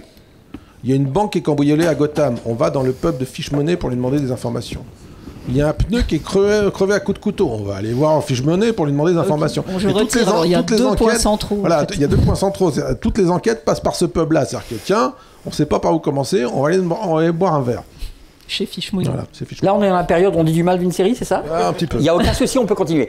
Dans ce bouquin qui est là, vous verrez, il y a une interview avec le showrunner de la série. Et Roman Gita et moi, on était face à lui. Et on s'était mis au point, on s'est dit, c'est pas top, c'est pas génial. Comment dire en face? Bon alors, ta merde là, c'est quoi? Enfin, on peut pas dire ça, vous voyez, je veux dire, vous vous trouvez face à quelqu'un, donc vous aimez le boulot, voilà. Enfin, ta batte merde, ça passe mieux. Non, ça ne l'aurait pas pu. Donc voilà, donc on trouve des biais, on est diplomate. On va pas vous dire en face, c'est normal. Et donc, ne pensez-vous pas que pour cette première saison, il y a un manque un peu d'enjeu et de direction? Généralement, quand vous posez cette question-là à un showrunner, à un producteur exécutif, vous attendez à la réponse, non, pas du tout, absolument pas, vous l'avez pas vu, c'est vous qui avez... Lui, ouais, absolument. Donc on était là. Il n'y a pas l'image, mais croyez-moi sur parole. Et c'est écrit dedans. Oui, en effet, on cherchait un peu nos marques. En langage clair. Voilà. Donc, voilà quoi. Il les trouve, les marques, dans la saison 2 On est entre nous, vous coupez la captation. Je n'ai pas vu après. Voilà. Vous pouvez remettre la captation. Mais oui, je crois savoir que c'est quand même un peu mieux. J'ai un peu autre chose à faire. La vie est trop courte. Voilà. On va changer de ville. On va s'attaquer à un autre. On prend nos affaires là. Ouais. On va changer de ville. On va partir cette fois-ci pour Metropolis. On va s'intéresser à Superman. Et alors, moi j'ai fait un peu un prix de gros sur Metropolis, c'est-à-dire que. Allez, Comment doit-on 2 dédicaces pour le prix. Là.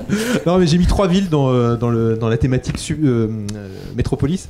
J'ai mis Kandor, qui est pour ceux qui ne connaîtraient pas le mythe Superman, c'est la ville dans laquelle est né Superman. Krypton. Non, ah pardon, j'ai rien dit. J'ai rien dit. C'est la planète Krypton, donc la ville de Kandor. Les parents de Superman l'envoient dans l'espace, il dérive dans l'espace, il atterrit sur Terre. Il atterrit dans une petite ville qui s'appelle Smallville, où il est recueilli par un couple de fermiers, hein, ouais, c'est ça. Et en fait, le gag, c'est que historiquement, Smallville, c'est pas une ville.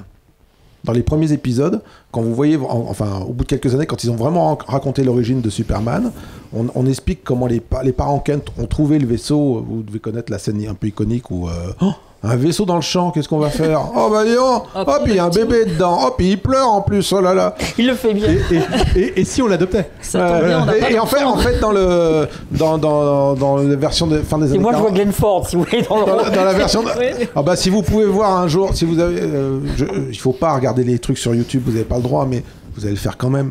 Si vous voulez voir les premiers épisodes ou les toutes premières minutes du premier épisode d'un feuilleton télé qui s'appelle Adventure of Superman. Ouais, le Superman de George Reeves. Où là, vous avez les parents Kent, c'est 2 cutéreux. C'est vraiment pratiquement avec le chapeau de paille dans une roulotte et qui arrivent sur un champ et qui vous trouvent la fusée, donc qui est un truc en carton-pâte qui est en train de cramer. Et on voit le père en train d'éteindre le feu du truc en tapant du pied. Enfin bref. Et donc dans la version à la fin des années 40, début des années 50 de la BD, ils ont trouvé ce gamin, et donc il faut quand même un peu justifier son existence. Donc ils l'emmènent dans un premier temps à l'orphelinat en pensant que quelqu'un va le réclamer. Comme personne ne le réclame, il l'adopte. Mais le nom de l'orphelinat, c'est Smallville. Pourquoi? Parce que c'est la ville des petits, tout simplement. Et au fur et à mesure, comme tout à l'heure je vous expliquais comment on déplace les questions, il y a un moment où il a fallu se dire finalement, mais ils habitent où ces parents Kent? Et par extension, c'est devenu le nom de la ville où ils habitaient, Smallville. Mais à l'origine, Smallville, c'est le nom de l'orphelinat pour enfants. Enfin, de l'orphelinat. Puis ça tombait bien, Smallville. Voilà. Donc après Smallville, après son adolescence à Smallville, direction Metropolis, là pour vivre sa vie d'adulte en tant que Clark Kent, particulièrement bien déguisé en Clark Kent, c'est-à-dire personne ne le remarque. Petit détour par une série télé. Je voulais juste vous montrer deux images. Je tenais à vous les montrer. Je vais parler de Smallville. Certains d'entre vous l'ont probablement déjà vu, Smallville. Je vous montre 2 photos de produits. Et ouais. Je sens qu'on va encore dire du mal. Ce n'était pas la minute, c'était le quart d'heure. Ouais. Donc ça, c'est une des photos de promo de la première saison de Smallville. Et je vous mets direct, attention le choc, la photo de promo de la saison 9 ou 10, je sais plus, la dernière, je sais plus combien il y a eu de saisons dans Smallville. Voilà. Trop.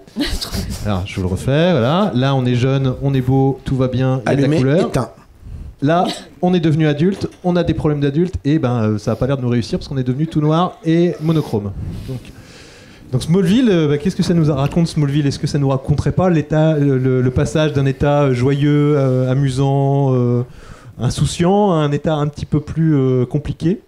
Alain. Smallville est avant tout comment faire une série pour ados avec des émois d'ados. Et il n'y a pas de honte à ça, Angela Kazan, c'est formidable. Il y a plein de Dawson Creek et tout. Enfin, voilà.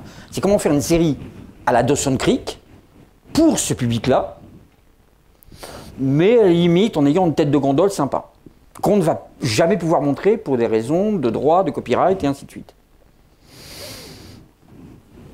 Donc c'est vrai que c'est un peu, là encore, je sors les rames, et en avant. Et puis...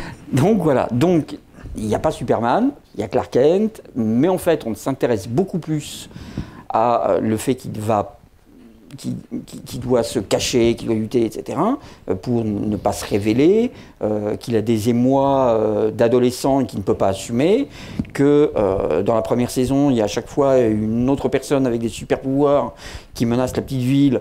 Parce que la différence de ce que tu dis, il y a plein de méchants qui arrivent dans cette petite ville, parce que il faut quand même faire un épisode par semaine. Et puis... sinon, t'as rien à raconter, Coco. Mais c'est avant qu'ils soient vraiment super-héros. Et absolument. Et donc, ils se débrouillent pour, quand il n'y a pas de caméra de surveillance ni quoi que ce soit, débusquer le méchant et ainsi de suite. Voilà. Et c'est... Je simplifie et je parodie, mais c'est quand même un peu ça. Avec Tom Welling, qui est quand même pas... Allez, on va arrêter de dire du mal. Disons que je pense qu'il va pas avoir un Emmy Award ou un Oscar. Enfin voilà, il est sûrement très gentil et très sympathique, mais je veux dire, voilà. Bon bref, c'est un peu comme Adam West, si vous voulez. Voilà. Bon, il s'avère qu'au fur et à mesure des années, le public a grandi avec la série.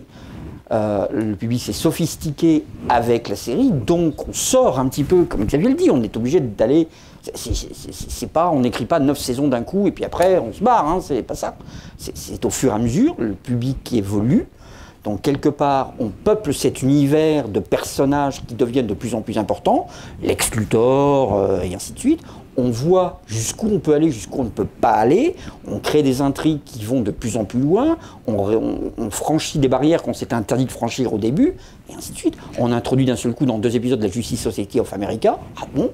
Voilà, donc d'un seul coup, on se dit, tiens, jusqu'où peut-on aller dans les règles qu'on a définies et qu'on peut bousculer pour arriver, et c'est logique et c'est normal, à une dernière saison qui est plus évoluée en termes de côté sombre, en termes de côté un peu obscur, tout simplement parce que le public évolue aussi, et que les médias évoluent aussi, que les comics sont devenus d'adolescents à grands adolescents, à adultes, et ainsi de suite, et qu'on se rapproche un peu de ça. Mais ça reste quand même destiné à un public enfant. C'est-à-dire qu'on est quand même à des années-lumière d'Arrow, quoi. Mais il y a un truc qui a changé aussi, c'est que cette version Smallville, elle est construite sur d'autres choses. Souvent d'ailleurs les séries télé, pas toujours, mais souvent les séries télé classiques tirées de comics, c'est des faux semblants. C'est-à-dire qu'on prend une licence comics pour faire quelque chose qui existe déjà. Absolument. D'ailleurs, le Batman des années 66, il doit quand même un petit peu de son existence à Green Hornet, non? En termes de série, c'est l'inverse. D'accord. Il y a des trucs comme ça. Le Hulk, par exemple, le Hulk des années 70 classique, voilà. C'est une redite du feuilleton le Fugitif. Ah, complètement. Simplement, vous rajoutez un mot. C'est le même format que peu de respect. C'est le même. Ah, on avait dit qu'on disait du mal. C'est le même format. On n'est pas parlé des séries Marvel, mais c'est le même format.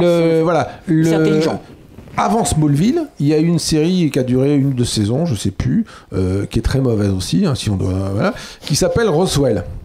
Et Roswell raconte l'histoire d'un jeune garçon qui est en fait extraterrestre, qui est en fait finalement le fiston d'extraterrestre de Roswell, et qui dragouille la jeune fille qui est serveuse du resto, du snack d'à côté.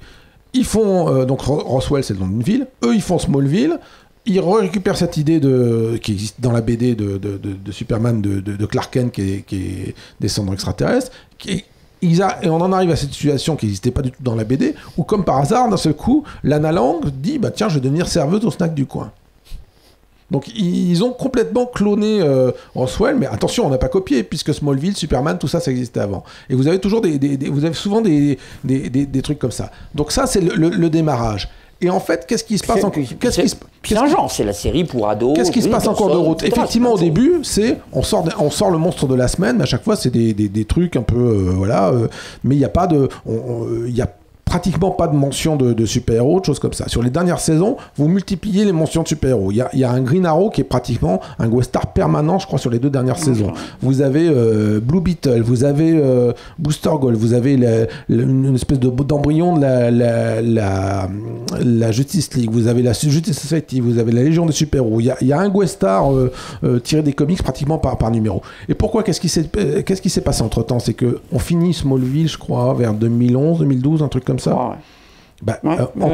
Entre-temps, vous avez les films Marvel qui ont popularisé un côté un peu prenant des super-héros, et de ce coup, il y a une inversion de polarité. C'est-à-dire que vous avez commencé Smallville à un moment où super-héros, c'était presque un gros mot. Oh là là là, on va pas dire ça. Hein. Justement, Nolan n'était pas passé par là. On était un petit peu dans le ressac de Schumacher et de son Schumacher et de son Batman. Donc on était, oh là là, nous on les connaît pas ces mecs-là. Vous savez, nous on fait une série télé, on les connaît d'aimer de loin. Et d'un seul coup, vous avez au fur et à mesure des saisons finalement les gens ils sont vachement là-dedans. On va rentrer dans ce truc-là. Et puis ça tombe bien. Enfin, je veux dire, ça permet de faire début de Smallville, la jeunesse. Fin de Smallville, l'arrivée, le costume, le super-héros. Le costume, en fait, justement, il est... Fin. Et puis il est après dernière seconde du dernier épisode. Hein. Mais je trouve que, pour revenir à ce que tu disais au départ sur tes 3 villes, puisque on a vite dérivé vers Smallville pour pouvoir en dire du mal, mais là, c'est peut-être plus la version de Donner qui va donner ce dont tu parles. C'est-à-dire qu'on voit Kandor au début, qui est pas très sympa comme ville d'ailleurs. Hein. C'est une ville de glace... On a vite envie de fuir finalement, ils ont bien fait de la détruire et d'envoyer le bébé ailleurs, pour atterrir là dans les champs carrément, parce que Smallville n'existe pas du tout même, hein, c'est une ferme. Et là, il y a bien ton idée de passage de l'enfance à l'âge adulte, et où il tombe dans Metropolis, qui est là une ville qui grouille avec plein de monde, plein de bruit, on le voit, hein, la première chose dont il se rend compte, c'est le bruit en fait, et c'est la foule qui grouille, ce qu'on retrouvera chez Wonder Woman dans la série par exemple, quand elle quitte l'île de Themyscira, puis qu'elle tombe à New York, un peu perdue au milieu, vite alpaguée par un type qui veut faire des sous avec, mais voilà. Et sur ces 3 lieux emblématiques de Superman, je rajouterais moi la forteresse de Solitude, qui permet à partir du moment où il est adulte de se retirer de la ville quand même. Et qui reste... Superman, ça reste pas franchement un urbain, finalement. Contrairement à Batman, qui vit dedans en permanence, même si, là encore, le manoir Wayne est en dehors de la ville, et pas dedans.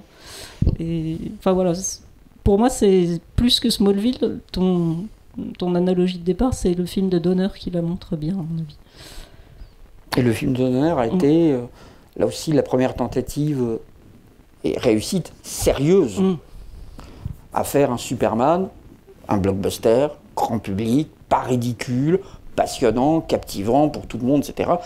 Tu avais pas aimé Superman quand les hommes taupes? Alors, il a été captivé. Question de perversion personnelle, si tu veux, mais voilà, le Superman d'avant, le Superman de la télé, de George Reeves, etc., était destiné, produit et diffusé pour les enfants. C'était ce Superman-là qui existait, point barre. Et il n'y en a pas eu d'autres. Enfin, il y a eu des dessins animés, des choses comme ça, mais il n'y a eu rien d'autre. Le premier véritable Superman dessiné à tout public adulte et qui était labellisé comme « Vous allez croire qu'un homme peut voler », c'était la tagline du film. C'est pas simplement qu'un appel aux effets spéciaux, c'était aussi un appel au rêve.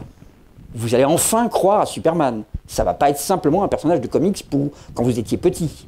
Ça va devenir votre héros. C'était le film de Donner, qui est absolument fantastique. Je crois qu'il repasse dans une heure. Ne le loupez pas. Enfin, je veux dire, si vous l'avez jamais vu, c'est bourrifant. Avec l'un génial. Et le deuxième est très bien aussi. Mais même si... Enfin, bon, bref. Mais même si après, ça se gâte. Non, c'est Lester, c'est très bien. J'ai beaucoup de passion pour le deuxième. Mais le premier est extraordinaire. Et comment on réussit avec un truc complètement infantile, perçu comme ça, à faire un film, un blockbuster, vraiment avant que les blockbusters n'arrivent, quoi. C'est-à-dire que maintenant, on parle des films Marvel, mais il y a eu Superman de Donner, quoi, quand même. Et là, on est dans une ville quand même ultra réaliste, puisqu'on voit la Statue de la Liberté, etc. On est dans New York, là. Il y a un truc qui est marrant dans les films, en fait, il y a un autre élément qui n'existe pas dans la BD, c'est la motivation de Lex Luthor. Dans la BD, Lex Luthor en veut à Superman parce qu'il lui a fait tomber ses cheveux. Ben ouais. Bah, chacun ses Je motivations. veux dire, alors, Comment vous croyez que j'ai perdu les miens? que quelque part, je sais pas je vous, comprends. mais Bref, donc voilà, il lui fallait que cette motivation-là pour sombrer dans le crime et voilà. Ouais, dans les films des années 70-80, c'est un méchant qui en fait manipule les événements pour essayer soit de provoquer un séisme qui déplacerait les terrains, des choses comme ça, parce que ce gars-là veut construire.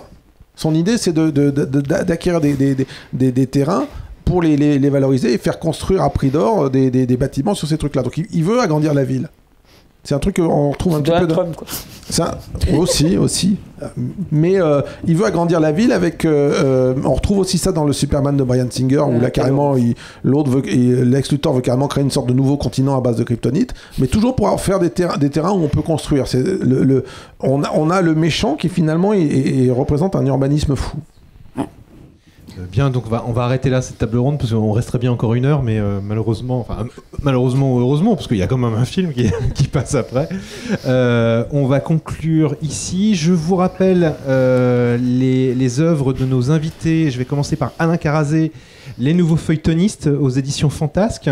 Xavier Fournier avec Super Héros, l'envers du costume. Oui. Et je ne l'ai pas ici, mais je vois qu'on ferme la boucle. Et Comics en guerre. Ces 2 ouvrages, vous pouvez les faire dédicacer juste après donc, cette table ronde au Liberté L'étage à 16h30. Enfin, oui, à 16h30.